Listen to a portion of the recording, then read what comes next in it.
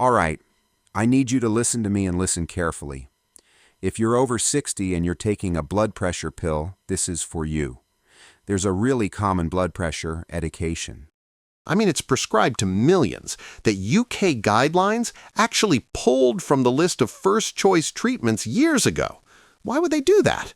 Well, a huge analysis looking at over 146,000 patients found that it doesn't just, fail to protect you as well as other drugs, it actually increases your risk of having a stroke, 17%. Let that sink in. A 17% higher risk of stroke for older folks on this specific type of drug compared to safer options. And if you're thinking, oh, that's probably old news, things have changed, I've got bad news. A study from this year found it's still being prescribed to hundreds of thousands of people, many with no good medical reason for it. So what is this pill? It's a beta blocker, and today we're going to dig into why it could be totally wrong for you, what the better options are, and this is the most important part, the 5 critical questions you need to ask your doctor, and I mean this week. Okay, so here's what we're going to cover. We'll start with the huge problem of over-medication in general. Then we'll get right into the beta blocker bombshell. The evidence is just staggering. After that, we'll look at safer alternatives, and I'll show you some hidden saboteurs that might be in your medicine cabinet right now. Then we'll talk about a really cool concept called deprescribing, and we'll wrap up with your 5-step action plan. Sound good? Let's get started. Here's a simple truth that somehow gets lost in the busy doctor's appointments. The medication that was perfect for you at 55 might be completely wrong, even harmful for you at 75. Think about it. Your body changes. Your kidneys, your liver, your arteries, they're not the same. But so many people, maybe even you, have never had their long-term meds really looked at again. It's this set it and forget it approach, and honestly, it's become a silent crisis. And when I say crisis, I'm not exaggerating. The scale of this is wow. A recent study found that a whopping 2/3, that's 66% of adults over 70, are still on blood pressure meds even when their readings are already low. And this is not harmless. This over-treatment leads to very real problems: dizziness, exhaustion, and a much higher risk of ending up in the hospital because of a fall. See, the focus becomes treating a number on a machine while your actual quality of life takes a huge hit. Okay, so let's zero in on the main culprit here. We're talking about a class of drugs called beta blockers. Now, for decades, these were the go-to, the first thing a doctor would prescribe for high blood pressure. But the evidence, the proof that these are often a bad and sometimes even dangerous choice for older adults is not new. We're talking about a mountain of research that's been piling up for more than 25 years. So what are these things anyway? Well, beta blockers, you might know them by names like atenolol or metoprolol. They work by basically blocking adrenaline. This makes your heart slow down and pump a little less forcefully, and presto, your blood pressure goes down. It sounds perfectly logical, right?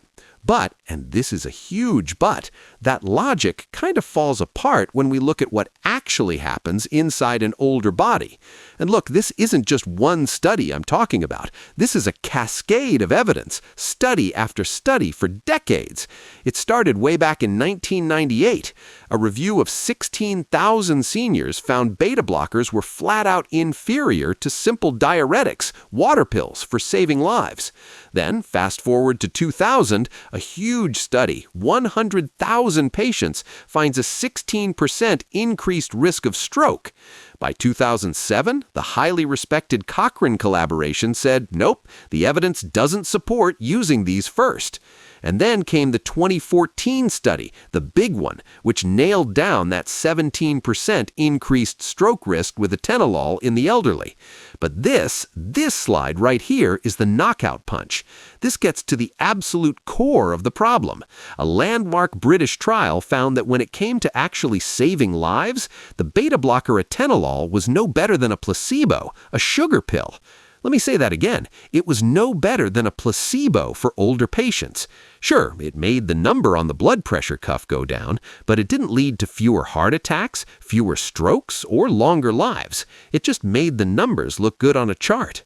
So you'd think, right? After all that evidence for decades, surely doctors stopped using these as a first choice. Well, you'd be wrong. A study from just this year looking at almost 775,000 veterans found that almost a quarter of them were still being started on a beta blocker for their blood pressure. And here's the part that just blows my mind. 82% of them had no specific medical reason, no heart failure, no previous heart attack that would justify using that drug. 82%? So why? Why do they fail so badly in seniors? Well, it's pretty simple, actually. They solve the wrong problem. See, in older adults, high blood pressure isn't usually from a heart that's racing out of control. It's from arteries that have gotten stiff and rigid over time. Imagine an old garden hose that's hard and brittle instead of flexible. Beta blockers do absolutely nothing to relax those stiff arteries. All they do is slow down the heart, which is often not the issue and can even make things worse. Okay, enough about the problem. That's a lot of bad news. Let's talk about the solution, because there are solutions. If you and your doctor agree that a beta blocker isn't the right choice for your blood pressure, what should you be talking about? What are the better, safer, and more effective options that are actually recommended today? This chart right here really tells the story. Instead of beta blockers, the modern guidelines recommend drugs that actually address the real problem, those stiff arteries. Things like calcium channel blockers. Amlodipine is a common one. They work by relaxing the blood vessels. And get this, in one study, amlodipine cut the stroke risk by 30% compared to the beta blocker atenolol. Other great choices are ACE inhibitors, ARBs, and thiazide diuretics. These are the drugs that the evidence supports. Okay, pause. I need everyone to listen to this very, very carefully. This is probably the most important thing I'm going to say. If you have heart failure, or if you've had a heart attack, or you have an arrhythmia like atrial fibrillation, then a beta blocker is absolutely essential. It is a life-saving drug for you. Do not stop it. Do not question it. What we're talking about today is only for people taking beta blockers for simple, uncomplicated high blood pressure and nothing else. Got it? This is crucial. All right, let's say you're on the right pill. Great. But what if something else in your medicine cabinet, something you just picked up at the drugstore, is secretly fighting against it every single day? This is the part of the conversation that honestly shocks most people I talk to. So let me ask you a direct question. What about that bottle of ibuprofen you have? You know, Advil, Motrin, the stuff you take for a headache or some joint pain. Did you have any idea that it could be raising your blood pressure? Yeah, studies show that regularly taking NSAIDs like ibuprofen can bump up your systolic blood pressure, that's the top number, by 3 to 6 points. It's like you're taking one pill to lower your blood pressure and another pill to raise it back up. It's like hitting the gas and the brake at the same time. Basically, they make your body hold on to salt and water, which is the exact opposite of what your blood pressure medication is trying to do. And it isn't just pain pills. Here are a few others to watch out for.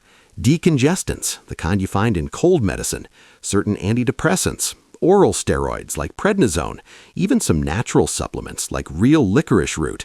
Oh, and those fizzy tablets for vitamins or pain relief? Check the label. They could be packed with sodium. You really have to be a detective about this stuff. So all of this leads to a really powerful idea that's gaining a lot of traction in medicine, especially for older adults. What if the best solution isn't a new pill at all? What if it's one less pill? There's a name for this. It's called Deprescribing, and it's a careful, evidence-based process for safely stopping medications that might not be needed anymore. Now, if you're skeptical, I get it, but check this out. The Optimize trial. This was a landmark study.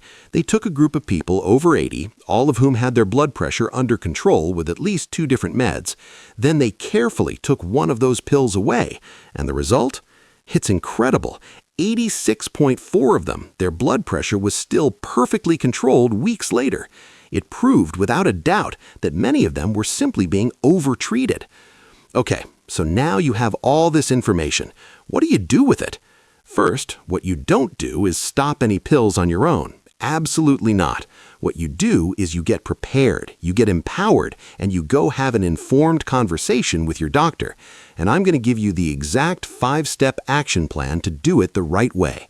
All right, here we go. Your action plan. Step 1. Get a home blood pressure monitor. Track your readings for a couple of weeks. Data is your best friend here. Step 2. Make a list of every single thing you take. Prescriptions, over-the-counter stuff, vitamins, supplements, everything. Step 3. Schedule an appointment specifically to review your medications. Don't try to tack this on to another visit. Step 4. You're going to ask your doctor 5 key questions, which I'll give you in a second. And Step 5, and this is key, if you and your doctor decide to make a change, it's 1 drug at a time, tapered off slowly while you monitor. Let me just hammer this point home one more time because it is literally a matter of life and death. Never, ever, ever stop a beta blocker cold turkey. It is incredibly dangerous. It can cause your heart rate and blood pressure to spike wildly, and it could even trigger a heart attack. Any change has to be done slowly, gradually, under your doctor's supervision. No exceptions.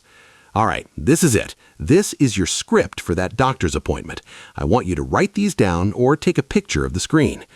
Question 1. Am I on a beta blocker only for my blood pressure? 2. Looking at my home readings, is it possible my dose is too high or I'm on too many pills? 3. Could any of my other medications, like ibuprofen, be raising my blood pressure? 4. For someone my age, is this still the safest and best medication choice? And finally, number 5, would it be reasonable to consider a trial of deprescribing one of my medications? These are the questions that start the right conversation. Listen, right now, somewhere there's an 80-year-old feeling dizzy and tired, blaming it on just getting old. She's at risk of falling because she's over-medicated, and she's taking a pain pill that's making everything worse. It might not be her age, it might be her prescription.